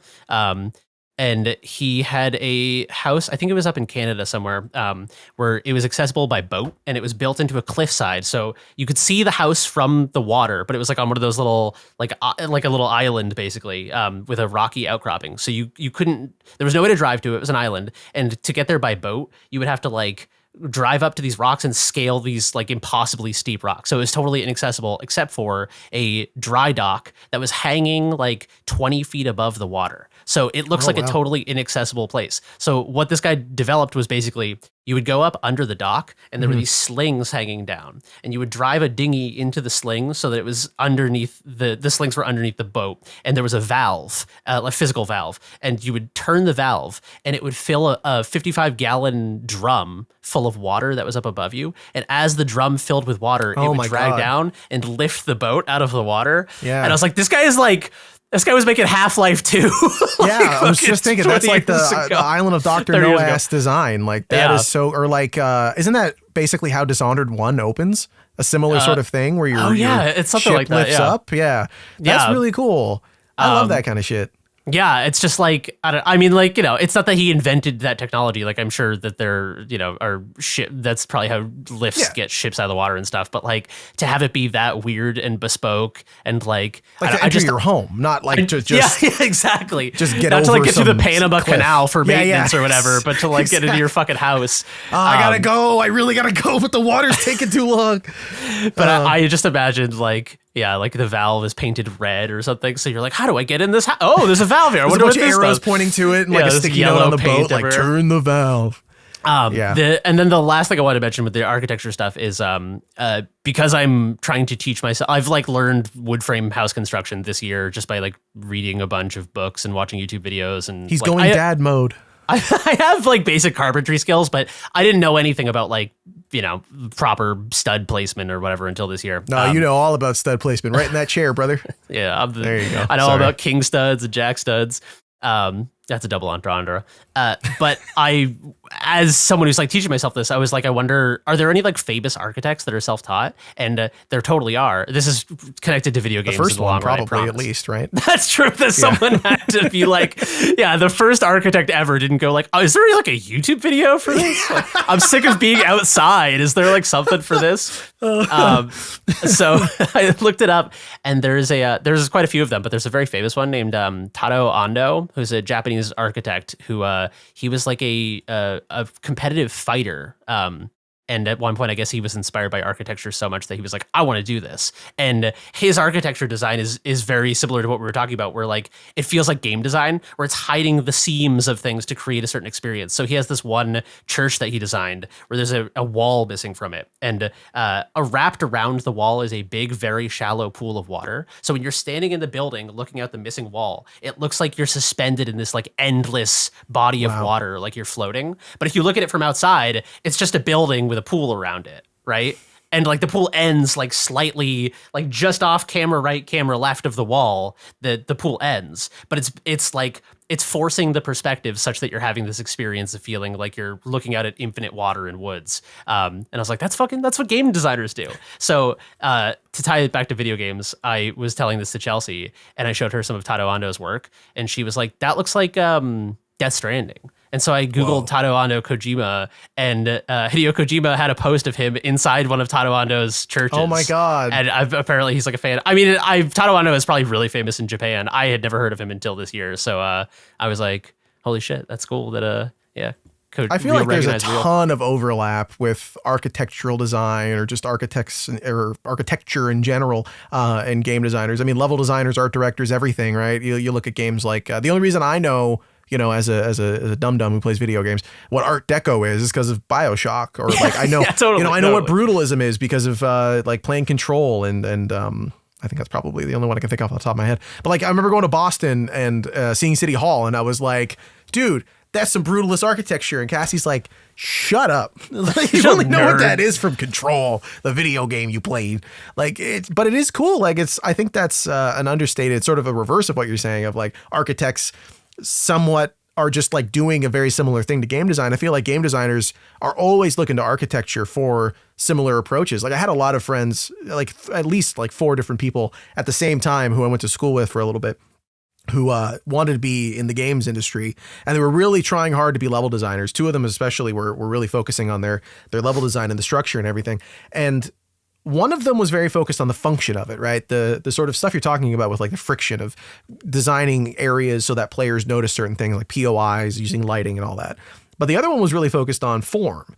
And I thought it was cool, the different approaches that they took, because the one who was focused on form was like designing levels that had multiple floors and like had cool seating areas and looked really nice. It kind of felt like arcane level design in this way where it looks really interesting and there's a lot of cool stuff to see, but it was missing that element of like what you're saying, like the friction of finding ways to force the player to go in certain directions or thinking about the way someone may look at something when they're standing in a certain spot, like just how that influences design, I think is so interesting, as opposed to when you're designing for function, when you're only thinking about the way that a room can be useful to the player. You're also thinking about how it looks interesting, or like not even just looks interesting, but looks like you want to look at it, like, yeah. Or when you're walking through a museum.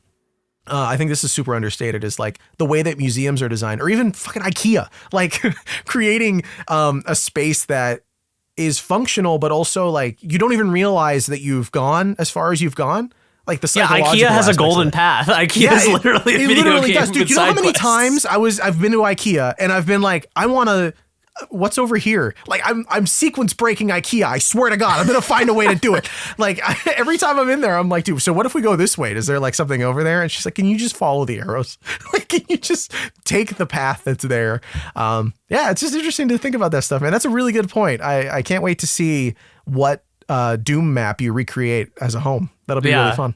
Yeah, exactly. That's my end goal, is to recreate the first level of Doom as my house. Yeah, it's like, I guess the ultimate bottom line of all of this is that video games and architecture are both dealing in creating spaces that are like neither physical nor non-physical in their sort of like essential underlying nature. They are like psychological spaces. The way in which we experience spaces is like, it doesn't matter if they're physical or non-physical, because the way you experience them is on a psychological level. It's like curating a type of experience. And so I think Arcane that you mentioned is a great example, where in Dishonored 2, it leads you through like in one point there's before Clockwork Mansion, there's an apartment and there's like a couple kind of just like passively talking about the world state, and the game isn't like, and here's a side quest, go listen to the couple like talk about this. It's just that stealthing through their apartment en route to your objective, you're led through this experience, you're curating this experience of feeling like you're sneaking through someone's apartment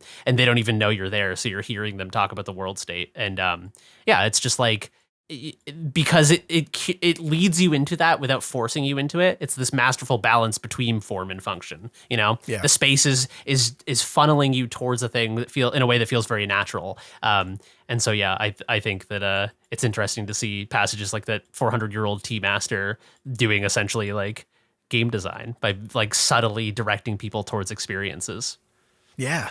Oh, so interesting. I feel like there's so many things like that where people don't realize that the world is bigger than video games. It's like, whoa, like other fields and disciplines sort of lead into all this stuff, right? It's architecture or even like making food, food preparation and all that sort of stuff. Like there's so many different avenues you can come to understanding how video games are made and different approaches to them. And I hope that as things go on, as the industry gets bigger and gets weirder and then people have to keep branching out, I hope we get to see more of that. Like 1,000 Times Resist, right? Having a game that's made by people who just worked in the performing arts is so different from people who just like grew up playing Super Mario Bros. And they're like, what if I made one? But this time it's a Super Mario sis. And you're like, damn, all right, hold on, I'll play that. That's sort of the core thing that is interesting. That's like why I want to make video games, is because I feel like game dev is this sort of like omni art form that is referential to all other things. It's like a meta craft where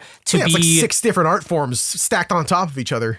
Yeah, like even if you wanted to make games that were just influenced by games, you would still need to learn some degree of visual art, some degree of computer science, some degree of like, sound design. Like it draws upon all these mediums inherently. But then once you get beyond the bare minimum, it's like, all right, I want to build a city level. And then you begin to like branch out and read books about city design and like it's the psychology of public spaces and things like that. And I think that like game dev ultimately is most interesting to me as sort of a venue to be interested about the world. It's like it plants a seed of curiosity about things that I may not otherwise care about, because I'll never design it. I'll never be a city planner because I don't give a shit. But if I'm designing a city level, don't sell yourself short. You can be a civic engineer. I mean, it's my dream, but I'll never achieve it. Whose isn't, right?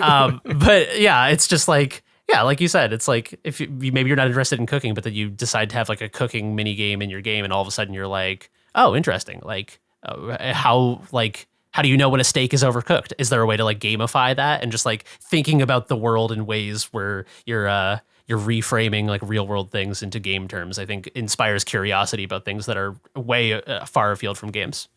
Absolutely, 100% agree. I look forward to your Cooking Mama spinoff. I can't Cooking Papa. It's about me making a steak. Papa's cooking. He's cooking games. Speaking of games that are still being cooked, I imagine this one has a little bit more time left on it. I was lucky enough to get to preview Wanderstop, a game that I have been very excited about for the last little while since it got announced. Basically, finding out that Davey Wreden is leading a new game is always exciting to see. Beginner's Guide is still one of my favorite games of all time. Jeremy, you need to play that. Frank, you need to play that. I'm sure you haven't either. Both of you guys should play that. Very, very good game. But Wanderstop, new game. This is a weird one. This is really, really interesting. So the story for this one is you're playing as the main character, Alta. She's the protagonist, and she's like she's a fighter. She fights in an arena and working her way up to be the best fighter ever. I'm the greatest. And then eventually she burns out from fighting. And the story of the game becomes, how do you recover from reaching your goals and losing everything because you can't do the thing you love anymore? What does that feel like, and how do you recover from that? And that it reflects what Wreden has talked about in trailers for the game, where it's like, I made this game because I wanted to. It's not like he's the only person, but the team, and he led the creative vision on a game about just a cozy game, just one of those, the sort of nondescript goo that is cozy as a genre. I think we've talked about it a couple times now. This genre's a little weird. It's just a vibe.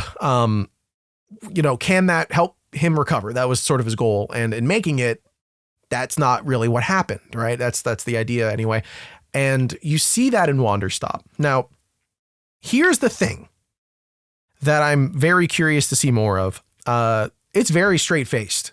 This is not when you hear Davey Wreden, when you hear new game from the person who made the Stanley Parable, I'm sure the immediate thought you have is like, okay, so it's a cozy game until you get a gun, or like eventually you're going to fall into outer space. Like something weird has to be happening, right? So far, again, I only got access to a preview that shows the maybe first 3 hours or so.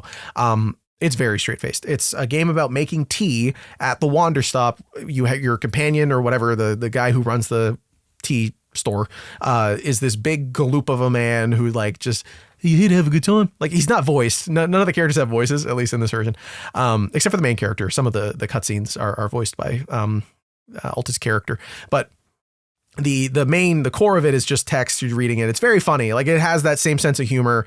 But the gameplay it's very whimsical. It's very colorful and bright. And the music is done by C418, the same musician who does the Minecraft soundtrack. So it has that same sort of like beautiful, fun, straightforward. Like you just want to spend the rest of your life playing that game. That's what it sounds like.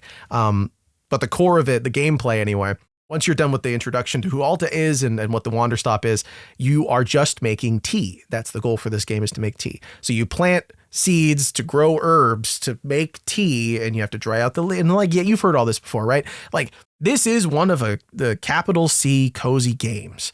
And knowing, again, the pedigree of the people who made it, your immediate thought is got to be something more. I don't know if there is. And I kind of think that's pretty powerful. I feel like cozy games, and you know what, disagree if you want. I feel like those games are very not cozy a lot of the time. Like Stardew Valley, that sort of thing. I feel like a lot of it is like optimization. It's like maximizing, you know, it's a very capitalistic kind of way of being relaxed. There's beauty to that. Like there's some joy you get out of labor, even if it becomes sort of hyper optimized. Like look at all the work I'm able to do in such a short amount of time, or look what I did with all this space, right? Here, Wanderstop, I think, is very critical of that fact. And it gets in your face and tells you a lot. Like, there's nothing to do right now. Deal with that. If you're the kind of person who has ever experienced burnout, who has ever like reached a point where it literally feels like you can't pick up your own sword, whatever that might be, whether it's a sport or programming or, you know, making videos or talking about stuff on the internet for fun and money. Like all of that can be stressful and exhausting.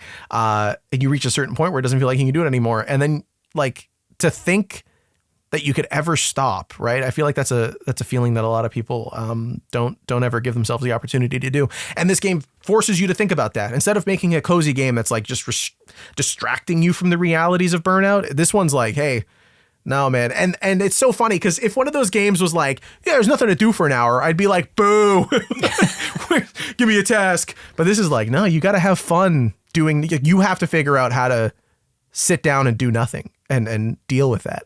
And it's so straightforward and straight faced. And like one of the things you could do is just sit on a bench and just like the camera turns and you listen to some music and it's weirdly beautiful. I don't know. That's really interesting that you mentioned like you expected some sort of ironic twist to this. Like it's a cozy game, but then the narrator comes in and he's like, but were they really cozy? And so like that's kind of what you would expect out of this game. Yes. And it's almost like that form of genre subversion is now like it's been done a lot. So it's not, I don't know if trite is maybe a harsh way of putting it, but it's well trod ground. It's almost more subversive to do what you're describing, which is like, yeah, like a lot of supposedly cozy games are sort of like recreational productivity simulators or something, where it's like it is cozy to build your farm in Harvest Moon or Stardew Valley or whatever, but ultimately it is a lot of sort of like goal-oriented thinking of like, if I get the chicken coop, then I can have more chickens, I can have more eggs, I can get the super eggs, the eggs will fund the addition, and then finally Karen, the daughter of the winemaker, will marry me, she'll move in, we'll have children, the children can work on the farm. Like it's like all of these things that feel very sort of like folksy and nice and pure are sort of like laden with a taint of productivity. So I almost feel like the most subversive cozy game you could make is one where it's like just fucking, because like what's cozy in real life? Like I don't fucking, you know, like doing labor isn't cozy in real life. It's like being on the couch with like a cup of coffee under a blanket, you know? Yeah. But that's a very difficult thing to turn into a video game. So that's really interesting. Yeah, there's the like most subversive joy. Cozy game is a game where you do nothing. Exactly. Because there's a joy in going and like working on your garden. There was 2 weeks there where Cass and I had to take care of her mom's house, and it was like we had to go feed all the local street cats, and we had to put peanuts out for the squirrels. I don't know why we were doing all of that. And we had to water the plants. And I'd never done that before because I feel like I have the opposite of a green thumb. Every plant that I touch dies within 3 days, no matter how hard I try. And I don't know, when I did that, I was like, oh, this is beautiful. But yeah, you're totally right. Like, if I did that for 8 hours, that would be a job and I would want money. So instead, I find joy in sitting down and reading a book sometimes, or like just playing a game for fun and not like thinking about it, you know, or whatever the relaxation might be for some people, or you know, whatever brings you joy. It's like when you are forced to almost go on vacation. Like I feel like when you go on vacation, it can be so full of so many things. You know, how many people come back from vacation? I'm sure, Frank, you can speak to this. Go on vacation, come home, and you're like, man, I need a vacation again. Like, I feel like all of it's just nonstop, just doing stuff constantly. So it's like almost exhausting in that way. And being forced to, just sit down and do nothing is is a weirdly, subversive, totally. Because if this took the spin of like, actually, the guy who runs this place is a murderer and you need to figure out the murder he committed, it's like, that would have been boring. That would have been expected. But no, this is a much more straightforward, like very good observation of it. I will say there's a couple things that I'm like, I don't know. It's whimsical in this way where like you walk into the Wanderstop, which I think is what the name of the tea shop is. And it's in the middle of it, there's this giant beaker. And every time you want to make a tea, basically you have patrons who come in. They're not always asking for tea. Sometimes they're just having a conversation with you. The two that are in the preview that I got, one's a knight who like is bad at his job and his son thinks he's embarrassing. And like, it's funny. And like, clearly he has a similar problem to what you have, but just in a different direction of like not knowing what he's doing. And then the other person you meet is like a demon hunter but there's no demons to hunt. So he doesn't know what to do with himself. And all these characters, you have very funny interactions with them, but their requests eventually become, I want a tea so I can help you because the tea has special effects. Like one of them can be like, if you take a sip of this, it reminds you of the first time you felt joy or something like that. Like these ridiculous over the top for actually, maybe it's what drinking tea is like if you have good tea. I've never had really good tea before.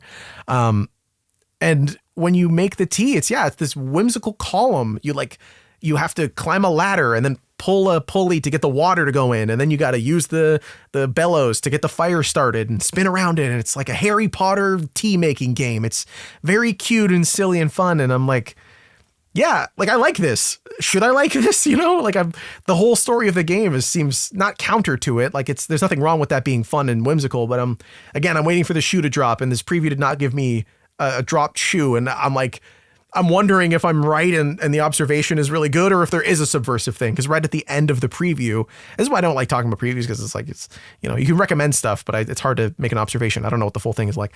But at the end of it, it's like, you need something special. Things start getting a little weird and they're like, you got to go talk to this statue.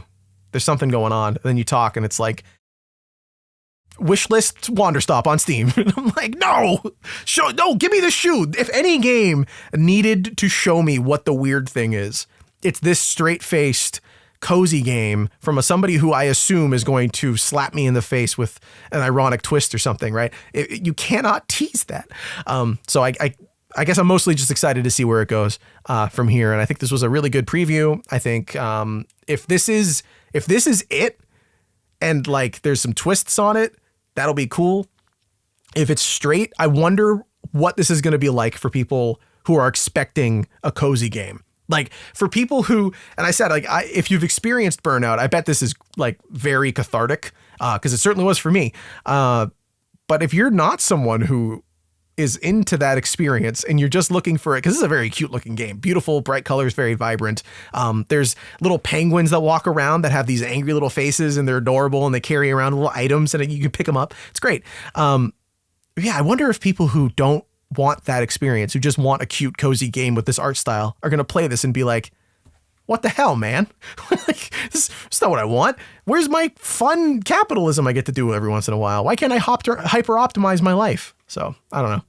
That's cool. Yeah. It's like, cause there are forms of like seemingly like quote unquote productive things that are relaxing. Like people who make and paint miniatures or like, I mean, I do a lot of like coding and Blender modeling to relax. And that's like, a seemingly productive thing. But, it is cool how this is forcing you into just like the ritual of making tea is like the core thing. Like it's not like optimizing the making of the tea. It's the making of the tea. Exactly. It never gets faster. There's no like apparently, as far as I can tell, there's no way to upgrade the quickness with which you do it. Every step is involved. It's a bit like, I started making coffee at home a couple years ago.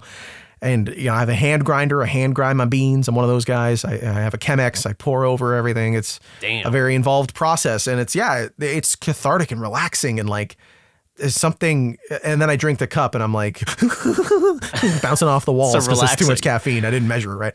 I don't know. That's my take on this preview is that I think Wanderstop so far is very interesting. I think it's going to have two problems to solve. One, why is this a Davey Reed game? What does that mean? I think, like you've said, Jeremy, and like I've been talking about, I think if the subversive nature is all that it is, that's perfectly fine. And I'm loving it so far. I think it's a very interesting approach to telling a story in this kind of world. How do you sell this to people who want a cozy game? I couldn't tell you, man. I don't know if they're going to buy it. I don't know if they're going to dig it. Like, I think they're going to be like, there's not enough fun stuff to do. Because like one of the things, and this is the last thing I'll mention, one of the things with the tea is to make the tea, you need dried tea leaves. So to do that, you have to go find tea leaves and then dry them. And it just takes a while. Like you just kind of have to sit there and wait. There's nothing else to do. Like there's no extra task. You can plant seeds if you want, but like, why? You don't need them unless you're making a specific tea and you don't know what tea you're going to make. The plants eventually run out of seed, like fruit. So there's stuff there. Like I'm very curious what the reception of this will be. I think critics are going to love it. I don't know how fans are going to feel about it. I'm very curious to see the full thing, and I'm curious to see the reception to it. I think it's really cool. And at the very least, it has probably my favorite soundtrack of this year so far, which is like huge because Citizen Sleeper 2 also came out. So very, very good. Anyway, that's Wanderstop. That's my preview. Sounds awesome, man. Yeah. I'm excited to see what you guys think about it too, if you give it a shot, because it's weird. It's weird. And the writing is really good. It's very funny. There's a whole book that I read about a cop who is so good at his job that he blows up all of his enemies and pre-planted bombs in them just in case. It's really weird, man. I couldn't possibly describe the sequence of events that led to me reading that book, but it's good. It's good. I'm excited. Anyway, those are the games we talked about this week. Avowed, new game from Obsidian. We're talking about Wanderstop. We talked about Mortal Kombat 1, Dead or Alive 5, and WWE 2K24, Dead or Alive 6 too. Not 6-2, but 6 as well. And also how good of game designers all of the architects in the world are secretly. They don't know it yet. One day they'll open Unity and they'll know. But we do have an email here. Frank, you want to go ahead and take it over? Yeah, thank you everyone who sent us emails. We actually had like 2 that are kind of specifically for Danny to speak on that we can talk about next week. But yeah, if anyone wants to send us an email, please write to us to podcast@noclip.video or in our Patreon Discord or the podcast channel. But Taylor sent us a quick email saying, "Hey fellas, I just discovered Mitch Murder." This is a musician, not I just discovered Mitch Murder. And I don't know why it's taken me this long to do it. Have any of you heard of this artist before? It's quickly become some of my favorite music, specifically the album Selection 6. I feel like this is music straight up Frank's alley. It sounds like a mixture of character selection music in a fighting game and the social hub music in a Japanese RPG, like Phantasy Star Online or similar, and I fucking love it. Just curious if you guys know who I'm talking about. If not, I highly suggest giving them a listen. Thanks for sending in that email, Mitch Murder. That's from Taylor. Yeah. Mitch Murder specifically did a lot of music for Hotline Miami 2. I don't know if they're also in Hotline Miami 1, but there's one track, it takes me a minute to pull up my iTunes, that I would listen to at the gym from Hotline Miami 2. I'm trying to see if I can find it. Let me see. Yeah, it's pulling up. Apple iTunes on, is it called Hollywood Heights? Is I think the track that's in Hotline Miami 2. I have one of their albums on here. Yeah, I feel like, I don't know when this, I don't even remember when Hotline Miami 2 came out, but I feel like there was that whole era of like synthwave, like throwback 80s style. But this specifically Hollywood Heights track is very, like I think it's the level select music in Hotline Miami 2. But yeah, that's all I know of Mitch Murder from that, but not beyond that. This is like, I'm listening to Hollywood Heights right now. It sounds like might as well jump. I don't know what that is. Yeah. It's got the little keyboard synths. Yes, the 80s synth, the like $25 keyboard. This would be great in like an 80s action movie specifically. Like I like this a lot. This is cool. I'm actually watching, it's a video for Hollywood Heights, but it's set to clips from Beverly Hills Cop. So. Oh my God. Oh, nice. That's perfect. This is great. Yeah, that's cool. I'll check out more of his stuff. It's one of those artists where I've heard their music through osmosis because it's featured in other stuff, but I did not know the name Mitch Murder until now. Yeah, thanks for sending that in, Taylor. I'm listening to Interceptor right now. This is a really, really good song. It's like, and the music video for it is all this pixel art. It's like almost kind of looks like Snatcher, I guess, like very detailed pixel art driving through a city and everything. There's like cameras. It's very sci-fi and blue and red. It's very cool. It does have a specific sound to it that, it fits a very particular era. It is interesting when you think about that, right? Of like the way eras go for music. Like when you hear a certain song, like you have to think of a certain era of history. Like you hear, like chamber music, and it's like, it's the 1860s and everyone has big hats on and they hate minorities. It's like nothing changed. I was thinking about that too with, sorry? I was gonna say, what do you think will be the music in like the year 3000 that they'll be like, oh, in the early 2000s, like 2020s? What do you think will be the I was genre? just gonna say, yeah. What would people? I think about that a lot. Of like, what are people gonna look back on now and say this is the defining feature of our time? I feel like music has changed so much since like I was growing up. It was not like, oh, man, when I was 12 it was good and now it's bad.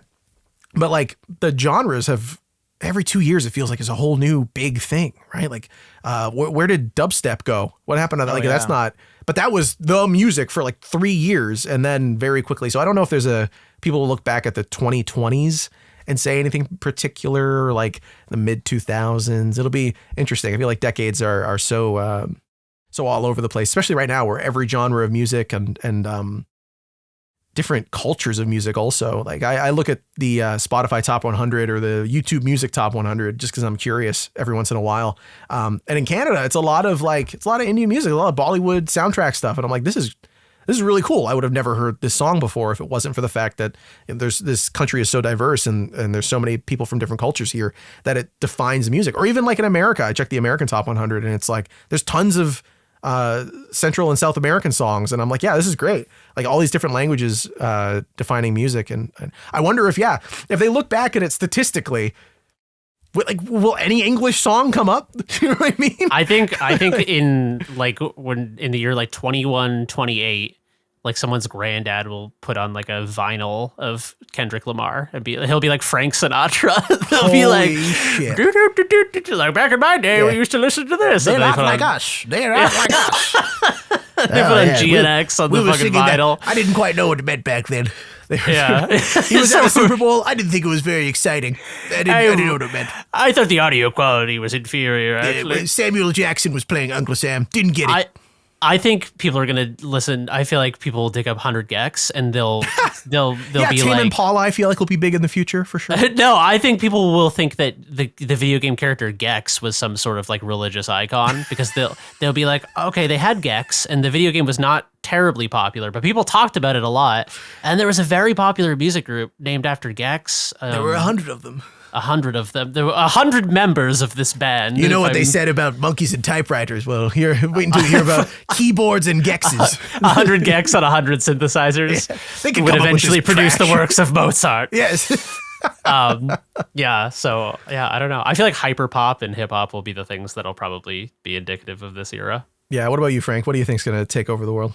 See, like I'm like almost exclusively listening to like Japanese bands and wrestling theme songs. Like, so I don't know. I also feel like with like Japanese pop and stuff, it's always ahead of the curve.